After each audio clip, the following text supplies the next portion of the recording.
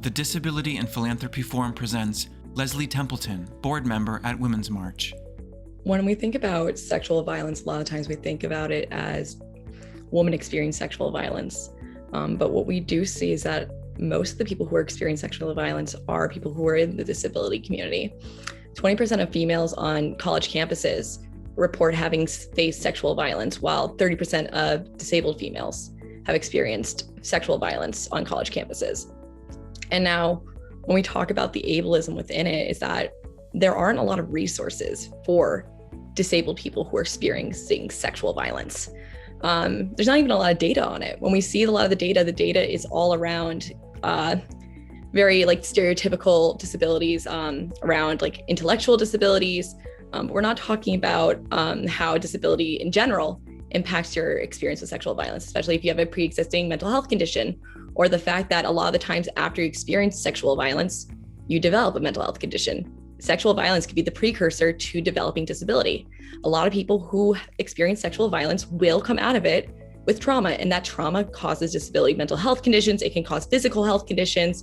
It can cause long-term, even long-term brain damage, just from the stress of it.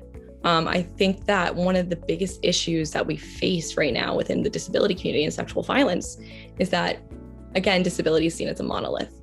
We're seeing a lot of the research towards sexual violence with disability geared towards white, middle-class disabled people. We're not or people who are in institutions. We're not looking about the broadness of disability and sexual violence. And because of that, we're not looking at how trans disabled people are impacted, Black trans disabled people, and who probably most likely, based on other data, have higher rates of experiencing sexual violence. There's also the fetishization of disability that also contributes to sexual violence. We see this a lot with dwarfism, and the idea that this fetishization then permits people to own someone else's body.